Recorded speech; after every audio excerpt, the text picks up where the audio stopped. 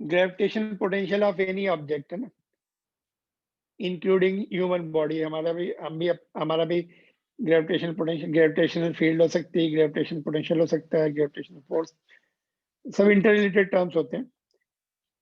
Gravitational potential of any mass m, suppose ये मास m है, इसका ग्रेविटेशनल पोटेंशियल डिफाइन करना है। उसके चारों तरफ इनफैक्ट ग्रेविटेशनल फील्ड बनती है और उससे पोटेंशियल बनता है। तो gravitational potential of any mass m at point p at distance r is equal to the amount of work done. Gravitational potential क्या है? Amount of work done to bring 1 kg mass from infinitive to that point. 1 kg mass उठाओ हाथ में, infinite से यहाँ पे लेके आओ, जितना वर्क करना पड़ेगा उतना ही उसका ग्रेविटेशन पोटेंशियल होगा उस मास का या किसी भी बॉडी का। तो वर्क डन पर यूनिट मास ऐसे डिफाइन किया जाता है। Gravitation potential at any point is the work done per unit mass, means 1 kg, है ना। अगर 1 kg नहीं m kg है तो m से डिवाइड करना पड़ता है, डिवाइड करने से ऑटोमेटिकली 1 kg का आ जाता है। तो work done per unit mass in bringing that mass from infinitive to that particular point. तो ये डेफिनेशन होती है इसकी, work done per unit mass. Unit क्या होगा इसका फिर? वर्क डन का जूल, मास का केजी। तो ये जनरल डेफिनेशन हो गई। अभी लेकिन हमें पॉइंट मास का न्यूमेरिकल दिया है, तो पॉइंट मास का जो है, पॉइंट मास का न्यूमेरिकल हमें करना है। तो potential due two point mass, ये पॉइंट मास m है, इसका पोटेंशियल r डिस्टेंस पे कितना होगा? -g m/r। क्यों, कैसा बोल सकते हैं? देखो, ये जो वर्क डन हमने डेरिवेशन किया था ना यहाँ पर, ये वर्क डन का ही तो डेरिवेशन किया था। देखो, ये वर्क डन का डेरिवेशन किया था। अच्छा, यहाँ पे r² है, यहाँ पे गलत। अच्छा, अभी हमने डिफरेंशिएट नहीं किया है ना,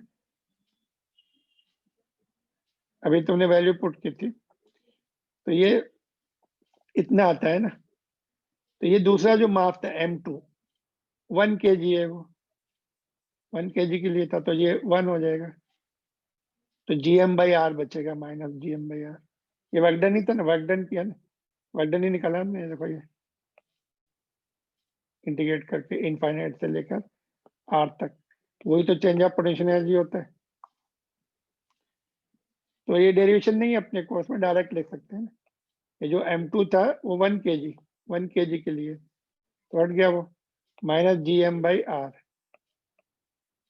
स्केलर क्वांटिटी है, ऐसा यूनिट क्या होगा ऊपर लिखा हमने। ऐसा यूनिट यहाँ से लिखना पड़ता है, यहाँ से नहीं लिख सकते। ये कॉम्प्लिकेटेड जी का यूनिट भी मुश्किल होता है, तो यहाँ से लिखो। जो बेसिक डेफिनेशन होती है उससे हमेशा यूनिट आता है उस फिजिकल क्वांटिटी का। बाद में फार्मूले चेंज हो सकते हैं। वो मल्टीपल पार्टिकल है सपोज, है ना, एक यहाँ पर, एक यहाँ पर, यहाँ पर निकलने, तो सबके ऐड हो जाएंगे। v will be equal to v1 plus v2 plus v3। इस फार्मूले से अलग अलग निकाल के सबके ऐड कर दो उस पॉइंट पर। तो स्केलर क्वांटिटी है, डायरेक्शन का कोई टेंशन नहीं, है ना, जो भी वैल्यू आती है सिंपली ऐड कर दो। तो ये एक एक्स्ट्रा पॉइंट है, इस पे न्यूमेरिकल यूज, ये फार्मूला यूज करके न्यूमेरिकल करेंगे हम ग्रेविटेशन पोटेंशियल का। तो जैसे ये सॉल्व एग्जांपल एक्सरसाइज में भी एक क्वेश्चन दिया, तो find the potential energy of system of 4 particles. तो 2 पार्टिकल के निकाल के 4 टाइम्स कर दो, इन दोनों के निकाल के 4 टाइम्स कर दो। इन दोनों का डिस्टेंस कितना हो जाएगा? ये l है, ये l है, तो ये √2l हो जाएगा। कहने से यहाँ पे देखो, तो 4 टाइम्स ऑफ 1 पार्टिकल, 2 पार्टिकल का gm²/l डिस्टेंस है, माइनस भी है, और डायगोनल वाले में डिस्टेंस √2l हो जाएगा। तो ये आंसर हो गया पोटेंशियल एनर्जी का, ये पोटेंशियल एनर्जी U। ठीक है, सिंबल उन्होंने कभी W लिया, कभी V लिया, कभी क्वेश्चन, सिंबल्स कंसिस्टेंट रहना, रखना पड़ेगा हमें। पोटेंशियल कैसे निकालेंगे? देखो, पोटेंशियल निकालना है हमें यहाँ पे। तो ये डिस्टेंस चाहिए, देखो, एक का निकाल के 4 पार्टिकल्स हैं, ये डिस्टेंस चाहिए हमें। ये r कितना होगा? Will be half of the diagonal √2l/2, है ना। तो उसको 4 टाइम्स कर दो, पर फिर क्या आएगा?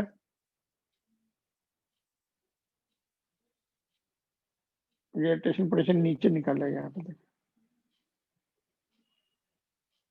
ये क्या किया इन्होंने, इसको कैलकुलेशन किया शायद है ना, ये कॉमन अमन लेके कैलकुलेशन किया यहाँ पे। ठीक है, that you can do it. Potential के लिए 4 टाइम्स ऑफ वी, 4 माइनस आ जाएगा G M by R, R की वैल्यू √12/2 पुट कर दी, तो ये आंसर आ गया। पोटेंशियल का सिंबल इन्होंने यू लिया, सिंबल चेंज कर दिया सब है, वी लेंगे हम लोग सिंबल। पोटेंशियल हम लोगों ने 10th में भी पढ़ा था ना, वी सिंबल लेते हैं वहां पे, इलेक्ट्रिक पोटेंशियल का भी सिंबल वी लेंगे, इसका भी वी लेंगे। ठीक है, तो ये क्वेश्चन जो है पोटेंशियल एनर्जी एंड पोटेंशियल, समझ में आया? पोटेंशियल कैसे निकाला, पोटेंशियल में मिड पॉइंट पे निकालना है, तो एक पार्टिकल का यहाँ, एक पार्टिकल का ये डिस्टेंस आर निकालना पड़ेगा, हाफ ऑफ द डायगोनल। इस पॉइंट पर चारों पार्टिकल का कितना हो जाएगा, v1 plus v2 plus v3 plus v4, सबका आइडेंटिकल है तो 4 टाइम्स आप v1 कर लो और इसका निकाल लो यहाँ से। अलर्ट, जैसे मैं बोलूं कि भाई ये दो पार्टिकल हैं m1 एंड m2, दोनों के बीच में पोटेंशियल एनर्जी कितनी होगी, g m1 m2 by r distance है। अभी मैं पूछूं भाई मिड पॉइंट पे पोटेंशियल निकालना है, तो मिड पॉइंट में पोटेंशियल कैसे निकालेंगे, v1 प्लस v2, तो पहले वाले पार्टिकल का माइनस g m1, उसका डिस्टेंस कितना लिखेंगे आप बोलो, r लिखेंगे कुछ और लिखें मिड पॉइंट पर, r/2 लिखना पड़ेगा। r/2। दूसरे वाले पार्टिकल का g m2, उसका मिड पॉइंट से उसका भी डिस्टेंस r/2, ये r/2 r/2। तो पोटेंशियल निकालने, आई मीन पोटेंशियल एनर्जी निकालने के लिए दोनों के बीच का डिस्टेंस लिया जाता है, पोटेंशियल निकालने के लिए उस पॉइंट का डिस्टेंस चाहिए होता है जहां पे हमें पोटेंशियल निकालना होता है, तो ये r/2, ये r/2 है ना, समझा कि नहीं? पोटेंशियल एनर्जी निकालना है तो दोनों पार्टिकल के बीच का डिस्टेंस, और पोटेंशियल निकालना है तो पार्टिकल का पर्टिकुलर पॉइंट से कितना डिस्टेंस है जहां पे पोटेंशियल निकालना है, मिड पॉइंट पे निकालना है या कहीं और निकालना है, इक्वल डिस्टेंस पे निकालना है। सपोज ये r पर है, ये m1 है, ये m2 है, तो ऐसे पॉइंट पे निकालो जो दोनों इक्वल डिस्टेंस पे हो, तो पॉइंट फिर ऐसा इक्विलेटरल ट्रायंगल बन जाएगा, ये r है ना, तो ऐसा सेम डिस्टेंस, तो फिर इस तरह से तो पॉइंट बताना पड़ता है कि किस पॉइंट पे पोटेंशियल निकालना है, फिर उस पॉइंट से पर्टिकुलर मास की डिस्टेंस लेनी पड़ती है। क्लियर? पोटेंशियल निकालने में थोड़ा ध्यान रखना पड़ेगा। अभी देखो यहाँ पर एक क्वेश्चन है,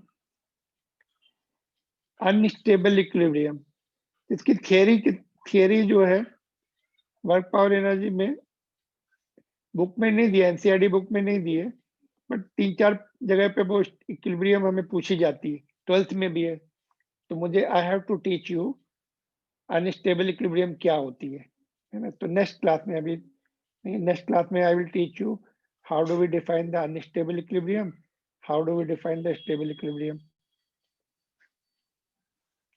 या 10 मिनट करीब है, तो can I take that lecture unstable, या उसको सेपरेट ले लेंगे।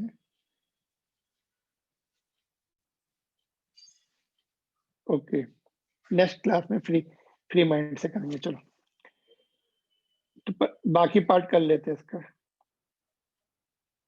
Two heavy spheres, each of mass this much and radius this much, are placed 1 meter apart on the horizontal table. What is the gravitational force and potential at the midpoint of the line joining the center of the sphere? तो gravitational force का formula G m1 m2 by r square, और mid point पे potential निकालना है, तो total distance कितनी, 1 metre apart, तो mid point का डिस्टेंस 0.5, तो minus G m1 by 0.5 minus G m2 by 0.5 निकाल सकते हैं या कर सकते हैं। 21, question number 21, formula value put करके निकाल लो। इनकी रेडियस का कोई रोल नहीं रहेगा, अपने को ये सेंटर से सेंटर की डिस्टेंस लेंगे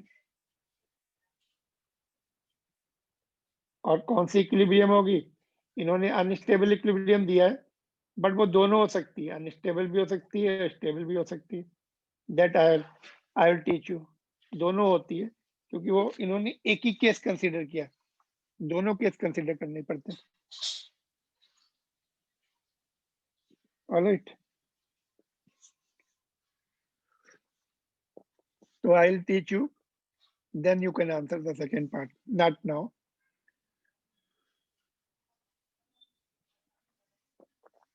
All right,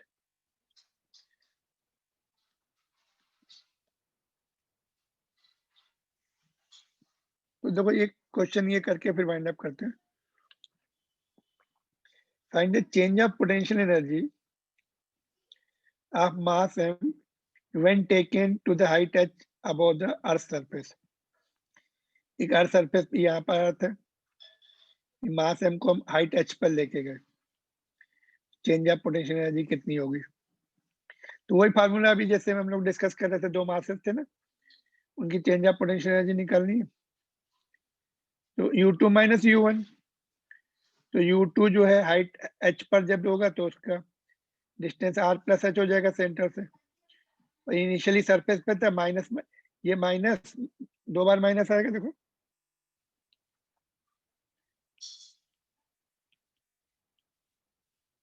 ये यहाँ पे माइनस माइनस GMM भाई यार प्लस हो जाएगा ये, और इसमें GMM कॉमन ले लो, m क्या है, मास ऑफ द अर्थ है, और ये पार्टिकल, पार्टिकल का मास है स्मॉल m, तो ये आ गया। प्लस वाला टर्म हमने पहले आगे लिख दिया, माइनस वाला पीछे लिख दिया। तो यहाँ पर LCM ले लो इसका, तो R कैंसिल हो गया, ये आ गया। यहाँ से एक R बाहर निकालो, R स्क्वायर हो जाएगा, और ये 1 प्लस h बाई आर। तो GM बाई आर स्क्वायर क्या होता है, G होता है। तो ये रिलेशन मिल गया हमें, चेंज ऑफ पोटेंशियल, ये यूजफुल रिलेशन है, बट कहाँ से, लेकिन अर्थ सरफेस से है। बीच में कुछ हाइट हो गई, फिर से हमें निकालना पड़ेगा हाइट, सपोज कुछ और हाइट दे देंगे, height h equal to R2, h equal to R, h equal to R2 3R लेगा, तो फिर से यहीं से करना पड़ेगा। बट अर्थ सरफेस से अगर दिया तो ये हम यूज कर सकते हैं एज ए स्टैंडर्ड रिलेशन। इस पे क्वेश्चन आते हैं कंपटीशन में पर्टिकुलरली, लेकिन उससे पहले एक point I want to ask you, the one point, जैसे ये क्वेश्चन उस पे बेस है एक्चुअली, बट उससे पहले I want to show you one point. ये बीच में क्वेश्चन कहाँ से आ गया, इसको हटाना पड़ेगा। देखो एक यूजफुल पॉइंट ये है, if h is much smaller than radius of the earth, है ना, तो ये टर्म तो तुम्हारा नेग्लिजिबल हो जाएगा, नेग्लेक्ट कर दो। चेंज ऑफ पोटेंशियल एनर्जी कितनी बचेगी,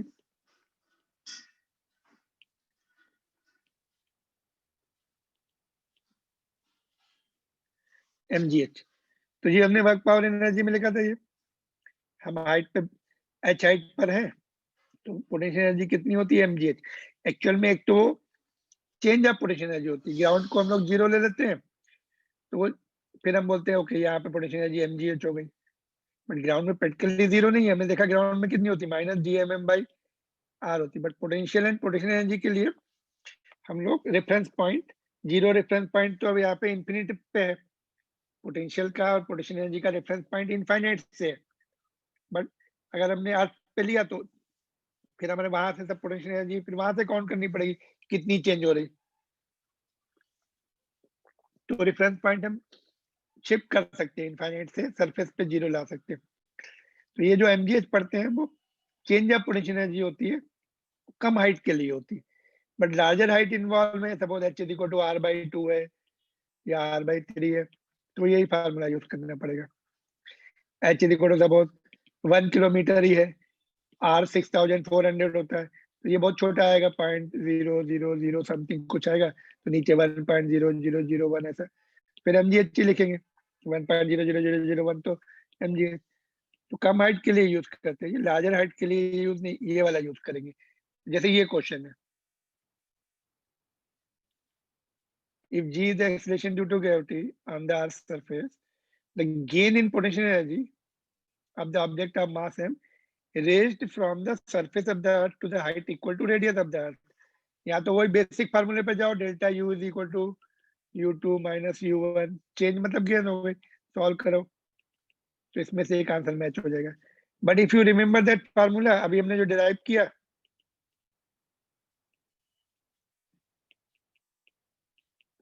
अर्थ सरफेस से है कि नहीं, देखो, taken from the earth, surface of the अर्थ, तभी यूज कर सकते हैं, नहीं तो नहीं, नहीं तो फिर बेसिक पे जाना पड़ेगा।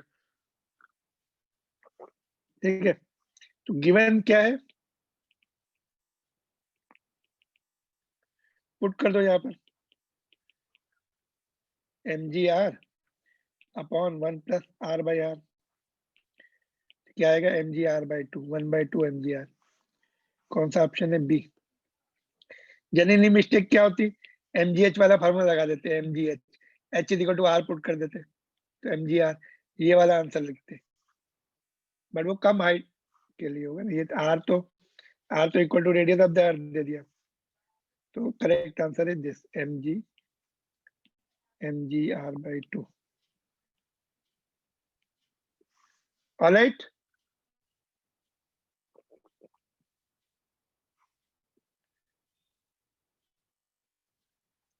एक और I want to give you this question, ये क्वेश्चन नोट करो और सॉल्व करके भेजो। ठीक है, ये भी फ्रीक्वेंटली आस्क्ड क्वेश्चन में काउंट होता है।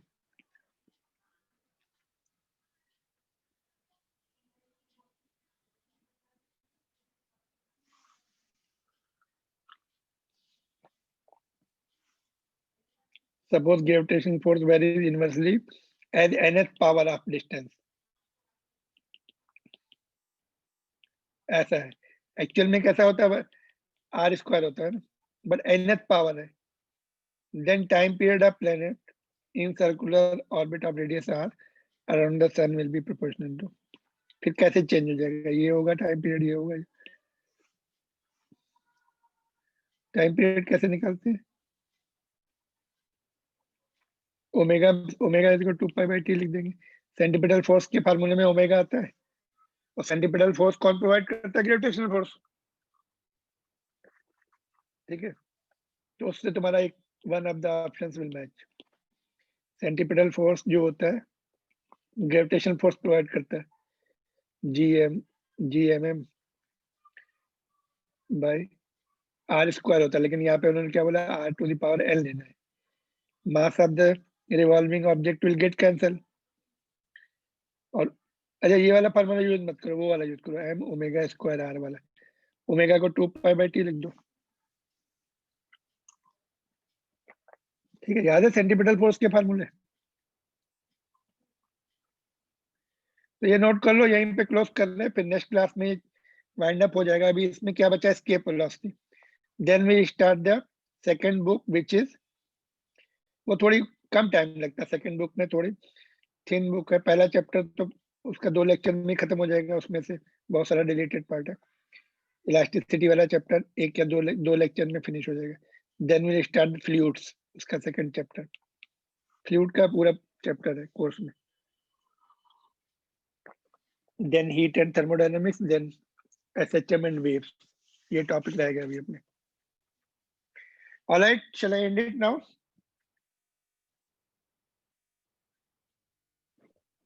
Yes, sir. Are you there? Okay then. Yes, Thank sir. you.